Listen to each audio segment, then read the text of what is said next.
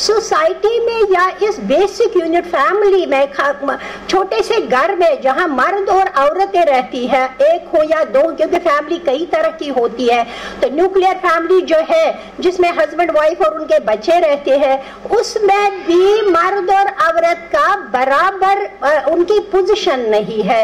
ये सिर्फ इंडिया में नहीं है, पूरी दुनिया का जो स्टैटिस्टिक्स आते हैं, रिपोर्ट्स आती है, उनमें यही है। चाहे कितने भी तरक्की पजीर मुल्क हो, तरक्की याफ्ता मुल्क हो, जिसमें अमेरिका, यूरोप ऐसी कंट्रीज है, उनमें भी औरत मर्द के बराबर नहीं समझी जाती है। ये रिपोर्ट्स है। और अगर हम अब इंडिया को ले लेंगे, इंडिया में बहुत से रीजन है। इंडिया बाकी बरज़मू से या बाकी मुल्कों से अलग नहीं है। अफ्रीका में जब हम इंडिया में कहते हैं या मुसलमानों में ये कहते हैं कि यहाँ पर एक से ज्यादा शादियां लोग करते हैं, सबसे ज्यादा रेट जो है वो सबसे ज्यादा अफ्रीकन कंट्रीज में है, जहां एक ही आदमी कई लेडीज के साथ शादी करके कोई जस्टिस नहीं करता है, एक से शादी करके छोड़ देता है, फिर दूसरी जगह पे वहां बिल्कुल कोई जो ह्यूमन वैल्यूज होते हैं, जो रिश्तों के जो वैल्यूज होते हैं, बिल्कुल नहीं है। जो शुरू से ऐसे अब एजुकेशन आ रही है, लेकिन उससे भी बहुत ज्यादा फर्क नहीं पड़ रहा है। जब हम इंडिया की बात करते हैं, इंडिया में पोजीशन ऑफ वीमेन देखी जाती है यूजुअली 5 तरीकों से। पहले देखते हैं जो इस वक्त के हालात है, या 1980 से यहाँ शुरू हुई कुछ विमेन मूवमेंट, जिस तरह मैडम कह रही थी कि राम मोहन राय जी ने जब सती का शुरू किया, वो मूवमेंट्स थी, वो तहरीकें थी। लेकिन अब प्रैक्टिकल लाइफ में जो 1980 से असली जहाँ से लोगों के समझ में आ गया कि सेक्स रेशो क्या है, और सेक्स जो फीमेल फीटिसाइड है, फीमेल इन्फेंटिसाइड है, ये क्या है, माँ के वूम में ही लड़की को क्यों खत्म किया जा रहा है। अरब की जो दुनिया थी, अरब वाले लड़की को जन्म देने के बाद उसको जिंदा दफन करते थे, लेकिन यहाँ तो पहले ही खत्म किया जाता है जब पता चलता है लड़की है। इन सारे वजूहात की, इन सारे फैक्टर्स की बेस पर जो हमारी इंडियन सोसाइटी में, इसमें पोजीशन ऑफ वीमेन या डिस्क्रिमिनेटरी एटीट्यूड जो है, या जेंडर जस्टिस जिसको हम कहते हैं, 5 चीजों से देखा जाता है। नंबर 1 है वो है सेक्स रेशो। नंबर 2 जो ले लिया गया है लिटरेसी और एजुकेशन, कि खानगी की सतह क्या, रेट क्या है, शरह क्या है हमारे समाज, हमारे सारे कम्युनिटीज में। तीसरा कि वर्क पार्टिसिपेशन, औरतें कितना बाहर काम करती है घर से और एम्प्लॉयमेंट में कितनी है। चौथा है हेल्थ स्टेटस क्या है विमेन का, क्योंकि हेल्थ बहुत ही इंपॉर्टेंट इंडिकेटर है। और 5वां जो है पॉलिटिकल पार्टिसिपेशन में औरतों का योगदान, औरतों का हिस्सा कितना है, और उनका डिसीजन मेकिंग में कितना हिस्सा है। इन 5 में जब देखा गया है, जो अभी 2011 के जो सेंसस रिपोर्ट्स आई है, जो हर साल ईयरली रिपोर्ट्स आती है, उसमें सेक्स रेशियो की पोजीशन सबसे अच्छी मुसलमानों की है। तो उसमें यह पता चलता है मुसलमानों में अभी भी खौफ खुदा है, इस्लामी तालीमात है कि वो लड़की को मां के वूम में खत्म नहीं करती है। सबसे ज्यादा जिस पर यहाँ के हमारे बहुत सारे सियासतदानों ने सियासत की कि ग्रोथ रेट जो है, जो शरह बढ़ने की, आबादी बढ़ने की शरह है, वो सबसे ज्यादा मुसलमानों में है, और उनको फिक्र लाहक हो गई। लेकिन उसका मेन रीजन यही है कि मुसलमानों में सेक्स रेशो कम नहीं है। 900 to 1000 जो एक अच्छी रेट मानी जाती है, 1000 मर्दों में 900 लेडीज है या 950 है, डिफरेंट स्टेट्स में डिफरेंट, लेकिन उससे कम नहीं है। जब हम हिंदू की तरफ आते हैं, सिखों की तरफ आते हैं, तो वहां पर कई जगहों में, जिसमें पंजाब, हरियाणा, दिल्ली सबसे कम सेक्स रेशो में है, जहां पर हिंदू पॉपुलेशन, सिख पॉपुलेशन, उनमें ये शरह सबसे ज्यादा है। तो हम यहाँ के अरबाबी इक्तदार को बताना चाहते हैं, ये स्टैटिस्टिक्स आपकी है, आप लोगों ने ये एदाद शुमार जमा किया है, तो आप इन इश्यूज को نہیں اٹھاتے ہیں کہ ان کمیونٹیز میں ایسا کیوں ہوتا ہے, ایسی بے انصافی لڑکیوں کے ساتھ کیوں کی جاتی ہے, ان کو ماں کے رحم میں ہی ختم کیا جاتا ہے. اس کے بعد جب ہم ایجوکیشن کی بات کریں گے, وہاں پر بالکل یہ بات واضح ہے کہ سب سے زیادہ سب سے کم خواندگی مسلمانوں میں پائی جاتی ہے. ایسا کیوں ہے, اس پر جو بہت ساری انالیسس کی گئی ہے, بہت سارے NGOs نے ان میں کام کیا ہے, یہ ایسا کیوں ہے, تو اس میں یہی پتہ چلا ہے کہ مسلمانوں میں غربت ہے. جب ہم انڈیا کے مسلمانوں کو دیکھیں گے, ابھی بھی 35% 35% آبادی بلو پاورٹی لائن رہتی ہے. صرف شہروں کو آپ مت لے لیجئے, ان دور دراز گاؤں کی خواتین کو لے لیجئے, ان مسلمانوں کو لے لیجئے جن کو 2 وقت کی روٹی نہیں ملتی ہے, وہ اپنے بچوں کو پڑھانے کی پوزیشن میں نہیں ہے. اتنی سمسیائیں ہیں, اتنے مسائل ہیں جس میں ٹرپل طلاق اور پالیگیمی وغیرہ کا ایشو کھو کے رہ جائے گا, کیونکہ اتنی زیادہ ریٹ نہ ہے اور نہ یہ بہت بڑا ایشو ہے. تیسرا, جب ہم دیکھتے ہیں ہیلتھ کنڈیشن کیا ہے, ہم نے کچھ سروے کیا ہے, پنجاب میں کیا ہے, علی گڑھ میں کیا ہے, ہریانہ میں کیا ہے, مہاراشٹر میں کیا ہے, تو ہمیں یہی پتہ چلا ہے وہاں پر دوسری کمیونٹیز میں, مسلمانوں میں نہیں, دوسری کمیونٹیز میں یہ پتہ چلا ہے کہ اگر بچہ بیمار ہوتا ہے, اگر وہ لڑکی ہے اس کو کہتے ہیں کہ بھائی گرم پانی پلاؤ, یا وید سے کسی سے جب وہ زیادہ بیمار ہوتی ہے اس کو وہ دوائی دیتے ہیں. اگر لڑکا بیمار ہوتا ہے اس کو کم سے کم نزدیک کے ہاسپٹل میں لیا جاتا ہے اور اس کا کیئر کیا جاتا ہے, اور گھر میں اگر کچھ کھانے پینے کا صحیح انتظام ہے اس کو ہر چیز اپنی حیثیت کے مطابق پرووائڈ کرتے ہیں. تو یہ ڈسکریمنیشن جو ہے, یہ انجسٹس جو ہے, یہ کہاں پر شروع ہوتی ہے؟ یہ صرف مسلم سوسائٹی میں نہیں ہے, یہ سب سے زیادہ باقی کمیونٹیز میں ہے. وہاں پر لڑکی کو ایک لائبلٹی, ہم لوگ مسلمان لائبلٹی لڑکی کو نہیں سمجھتے ہیں, بلکہ حضور صلی اللہ علیہ وسلم نے کہا جو جن کی 2 بیٹیاں پیدا ہوں گی, اتنے سارے انسینٹیوز ہیں مسلمانوں میں. اگر ایک کسی کے یہاں 2 لڑکیاں پیدا ہوں گی, وہ جنت میں میرے نزدیک ہوں گے, میرے ساتھ ہوں گے. تو مسلمان جرت نہیں کرے گا اتنی ساری بلنڈرز کرنے کا. اگر کریں گے کم سے کم یہ ساری جو اسلامی تعلیمات ہیں ان کے آڑے آئیں گے, وہ اتنی انجسٹس نہیں کریں گے. لیکن ان لوگوں کا مداوا کیجئے, ان کمیونٹیز کو دیکھ لیجئے جہاں ایک بیٹے کو بیچ کر دوسرے بیٹے کی نوکری ڈھونڈی جاتی ہے. تو یہ پرابلم جو ہے اتنی گریو ہے, اتنی بڑی ہے, جن پر ہماری گورنمنٹ, چاہے وہ اسٹیٹ گورنمنٹ ہو چاہے وہ سینٹرل گورنمنٹ ہے, ان کی طرف توجہ بالکل نہیں دیا جاتا ہے. اور آپ سب, یہ ہم سب کے سامنے یہ ساری حقیقتیں ہیں. اس کے بعد جو 5واں ایشو ہے وہ ہے کہ عورتوں کا ڈیسیجن میکنگ میں کتنا رول ہے. اس میں لیا جاتا ہے کہ اس میں پنچایتی راج میں کتنی عورتیں ہیں, اسمبلیز میں کتنی ہے اور پارلیمنٹ میں کتنی ہے. جو 2014 کا الیکشن ہوا تھا اس میں صرف 10% ویمن ہے اور اس میں 1 مسلمان لیڈی ہے. تو اس کا ان چیزوں کی فکر اگر ہم کریں گے, ہماری گورنمنٹ کرے گی کہ یہ 1 مسلمان عورت کیسے, کیوں, کس طرح یہ ایک ہی لیڈی چن کے آئی ہے, اس میں ریزن کیا ہے, اس میں کارن کیا ہے. اور ہم لوگ بھی نہیں سوچتے ہیں کہ اگر ہم زیادہ سے زیادہ پارلیمنٹ میں یا دوسرے انسٹیٹیوشنز میں جائیں گے, جو ہمارے گورنمنٹ کے انسٹیٹیوشن ہے اس میں جائیں گے, کم سے کم اپنی کمیونٹی کا یا دوسرے لوگوں کا بھی خیال کریں گے.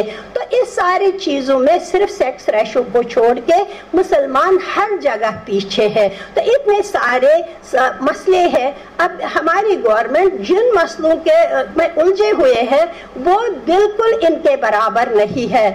اسلام ہر ایک میں ایک, میرا سبجیکٹ جیوگرافی ہے لیکن اس میں ایک سب برانچ ہے جنڈر جیوگرافی. میں جنڈر کی, میرا جو اسپیشلائزیشن ہے جنڈر جیوگرافی میں, اس لیے ہم ورلڈ کا پورا اسٹیٹسٹکس پڑھتے ہیں اور ان کا آپس میں ریلیشن شپ دیکھتے ہیں. ہم نے جب دیکھا, میں ہی نہیں بلکہ سارے جو ایکسپرٹس ہیں وہ یہ مان رہے ہیں آج آج اسلام از دا only religion جس نے عورت کے وجود کو ایکنالج کیا ہے, جس نے عورت کے ہیومن بینگ ہونے کو ایکنالج کیا ہے. اس سے پہلے عورت کا وجود بالکل نہیں عربین سوسائٹی میں یا باقی دنیا کے حصوں میں اس کے وجود کو ایکسپٹ نہیں کیا جاتا تھا. اس کو گھر کے سامان کی طرح, جس طرح باقی گھر کا سامان تھا اسی طرح, اور ریکریشن کے لیے اس کو استعمال کیا جاتا تھا, اپنے خوشی کے لیے صرف اس کو استعمال کیا جاتا تھا. لیکن اسلام سب سے پہلا, جس کو میں فخر سے کہتی ہوں کیونکہ میں نے پڑھا ہے, میں نے انالیسس کی ہے, اسلام پہلا ریلیجن ہے جس نے عورت کو ایک صحیح مقام دے دیا ہے, اس کے وجود کو ایکسپٹ کیا ہے, اس کے جو ہیومن ویلیوز ہے ان کو ایکسپٹ کیا, ان کی صلاحیتوں کو ایکسپٹ کیا ہے اور اس کو برابری کا درجہ دیا ہے. اب ہم یہاں پر اگر یہ کہیں گے کہ اسلام نے عورت کو مرد کے برابر میں نہیں رکھا ہے, برابر میں رکھا ہے, ہر جگہ برابر میں, دین کے معاملات ہو, دنیاوی معاملات ہو, لیکن اسلام جو ہے it is an eternal religion, یہ آسمانی دین ہے, اس لیے آسمان سے اس کے سارے رولز ریگولیشنز بن کے آئے ہیں. زمین کے لوگوں کو اس میں مداخلت کا نہ کوئی حق ہے, نہ ہم ان کو یہ حق دیں گے کہ یہ جو بھی چینج ہوگی وہ آسمان سے ہی ہو کے آئے گی, اور وہ ابھی ناممکن ہے. اس لیے ہمیں گھبرانے کی ضرورت نہیں ہے. we are the citizens of India, جس طرح ہماری دوسری کمیونٹیز ہے جو ان کا حق ہے, ہمارا بھی اسی طرح کا حق ہے. ہمارے محترم قاضی مجاہد الاسلام قاسمی صاحب جب میں بورڈ کی ممبر بنی تھی, وہ اکثر اللہ تعالیٰ ان کے درجات بلند کرے, وہ ہمیشہ یہ کہتے تھے ہم کرایہ دار نہیں ہیں, ہم ہندوستان میں برابر کے حصے دار ہیں.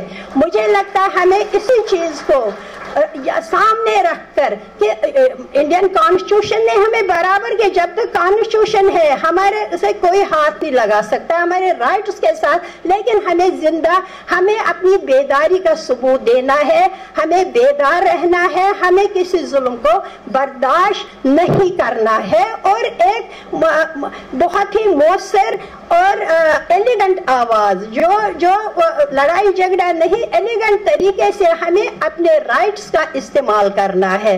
تو اسلام نے جو ویمن میں تھوڑی سی مردوں سے, کیونکہ ان اسلام میل ممبر از دا پرووائڈر, یہ ہمیں حقیقت ماننی چاہے ہم پڑھے لکھے ہو یا ان پڑھ ہو, یہ ہمیں سمجھنا ہے مین از دا پرووائڈر, اور عورت جو ہے اس کو اس کو گھر کی ذمہ داری, اس کو جو جنریشنز ہے جو اس کے ذریعے وجود میں آتی ہے ان کو سنبھالنے کا, ان کو بہترین سٹیزن, بہترین مسلمان بنانے کی ذمہ داری اس پر ہے.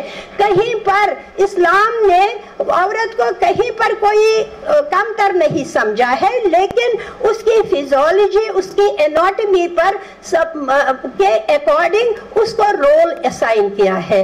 آج کل جو ویمن ایکٹیوسٹس ہے وہ کہتے ہیں, چاہے وہ نیشنل ایکٹیوسٹس ہو یا انٹرنیشنل ہو, وہ یہ کہتے ہیں کہ عورت کی سب سے بڑی کمزوری ہے کہ she goes for reproduction, اس کے بچے ہوتے ہیں, جس چیز سے وہ ویک ہو, ویک کا مطلب ہے ایک پیریڈ آتا ہے, وہ کوئی پروڈکٹیو کام, دوسرا کوئی پروڈکٹیو کام نہیں کر سکتی ہے, اور انہوں نے وہ اب لیڈیز کو صلاح دیتی ہے they don't go for this reproduction, ان کو ایسا نہیں کرنا چاہیے مردوں کی برابری کرنے کے لیے. but this is the extreme position.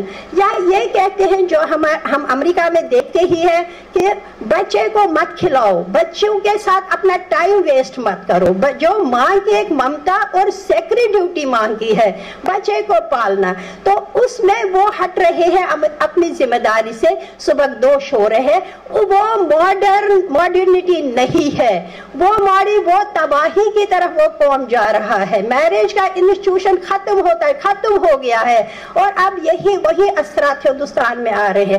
ہمیں آگے آنا ہے, اپنی سوسائٹی کو بلکہ باقی سوسائٹیز کو اسلام کا درس دے کر ان کو اپنے فولڈ میں कम से कम इस तरह लाना है ताकि वो इन गलतियों को न दोहराए, ये गलतियां न करे। हमें इनकी सैंक्टिटी उनको बताना है, औरतों और मर्दों के फिजिकल और फिजियोलॉजी और एनाटॉमी को सामने जो कुदरत ने दे दिया है वो इंसानों का बनाया हुआ कोई कानून नहीं है। तो इस तरह से हमें किसी चीज से घबराना नहीं चाहिए। हमें अपने उसूलों के साथ और जो हमारी कॉन्स्टिट्यूशनल गारंटीज है उनके साथ हमें जीना है। मैं आप लोगों को मेरे पास एक व्हाट्सएप पर मेरे एक मैसेज आई थी, वो मुझे लगता है बहुत सारे लोगों पर आई होगी, जो एक हिंदू लड़की ने दिया है, उसका नाम है प्रियंका चतुर्वेदी। मैं अभी आपको वो सुनाना चाहती हूँ। उस लड़की ने कहा है इसी तलाक पर, मोदी जी के तलाक पर उसने एक स्टैटिस्टिक्स पेश की है। उसने लिखा है कि मुस्लिम समाज का तजिया उसने लिखा है, इंडिया में 17 करोड़, उसे कहा 17 करोड़ जो है 2011 के अकॉर्डिंग मुस्लिम पॉपुलेशन है, जिसमें निसफ यानी 8.5 करोड़ औरतें हैं। तो उन्होंने इसमें दिया है कि निसफ आबादी औरतों की है, इसमें 43% लेडी जो है वो शादीशुदा है। फिर उन्होंने निकाला है कि उसका वो आबादी के हिसाब से 3.6 करोड़ है। और तलाक की जो शरह है मुसलमानों में, जो वो ये एक्चुअल वो उसने एक तखमीना लगाया है, 1000 में 5, यानी 1000 में 5 तलाक होती है। पूरी आबादी में जो इंडियन वीमेन्स पॉपुलेशन है उसमें 2 लाख मुतलका खवातीन है। और ये जो 2 लाख है उनमें सबके साथ ट्रिपल तलाक नहीं हुआ है, दूसरे तरीकों से अलहदगी हो चुकी है, कुछ में लेडीज ने ही खुला मांगा है। तो उसमें उन्होंने निकाला है 1 लाख ऐसी औरतें हैं जिनको ट्रिपल तलाक हुई है। तो उन्होंने ये अंदाज लगाया है 1 लाख वीमेन जो है उनका तलाक हुआ है। फिर उन्होंने उसी तरह हिंदूज का एक तजिया किया है। तो उन्होंने हिंदू का लिखा है इसी तरह से कि हिंदू की आबादी 1 करोड़ है और उसमें 50% 50 लाख जो है वो लेडीज है। उसमें भी उन्होंने 43% लेडी जो है वो शादीशुदा है, जिसमें उन्होंने फाइनली ये निकाला है कि उन्होंने निकाला है कि 4 लाख औरतें जो है वो तलाकशुदा, उनको तलाक हो जाती है और उनकी हालत और ज्यादा खराब होती है क्योंकि वो रिमैरिज नहीं करते हैं, दूसरी शादी नहीं कर सकते, उनके यहाँ अलाउड नहीं है। हालांकि शादी के बगैर वो रह सकती है, लिविंग इन रिलेशनशिप में रहती है, लेकिन उससे डिग्निटी उससे उनके समाज पर और भी बुरा असर पड़ता है। तो 4 लाख का उन्होंने बताया है कि वो मुतलका खवातीन है जो बिल्कुल अपने हस्बैंड से अलग हो गई है, उनको तलाक मिली हुई है या ली हुई है उन्होंने। तो यहाँ पर उसने मोदी जी से ये कहा है अपने हमारे प्राइम मिनिस्टर साहब से कि मुसलमानों में 1 लाख है, हिंदू में 4 लाख है। तो इसका मतलब है 1 मुसलमान औरत के मुकाबले में 4 हिंदू औरतें हैं। तो आपको फिक्र क्यों है सिर्फ मुसलमानों का, और 4 लाख हिंदू खवातीन का क्यों नहीं है जो रिमैरिज भी नहीं कर सकती और जो पूरे समाज के लिए एक नासूर बन गई है। जैसे ये एक हिंदू लड़की जिसका नाम प्रियंका चतुर्वेदी, उसने ये स्टैटिस्टिक्स पेश की है, ये पेपर में भी आया था। तो इस सूरत हाल को जानते हुए हम अपने प्राइम मिनिस्टर साहब से पूछना चाहते हैं, तो इतने सारे इश्यूज हैं उनकी फिक्र कर लीजिए, मुसलमानों का अपलिफ्टमेंट कर लीजिए। ऐसे ऐसे जो सर्व शिक्षा अभियान वगैरह जितने भी गवर्नमेंट के जो इनिशिएटिव्स है उसमें इतने रूल सख्त किए हैं कि एक क्लास को खत्म करने में 1 साल लगता है। उन रूल्स को आसान कर लीजिए ताकि ज्यादा से ज्यादा इस फोल्ड में लोग आ जाएंगे, खासकर मुसलमान जो गरीबी की सतह के नीचे रह रहे हैं। तो ये सारी चीजें हम अपने प्राइम मिनिस्टर साहब से, क्योंकि हम जिस तरह बाकी कम्युनिटीज हैं उसी तरह हम भी हिंदुस्तान में शहरी है, हम उनसे पूछने का हक रखते हैं कि इन चीजों को आप दूर कर लीजिए जिससे हमारे कौम की पसमानदगी खत्म हो जाए और हम भी दूसरे लोगों के لیول تک آ سکتے ہیں. اسلام میں نعوذ باللہ کوئی خامی نہیں ہے, کوئی تبدیلی کی ضرورت نہیں ہے. صرف یہ ہے کہ ہمیں سمجھنا ہے اور سمجھ کے ہمیں اس کو پریکٹس کرنا ہے. خامی ہم میں ہے. These are social problems. These are not religious problems.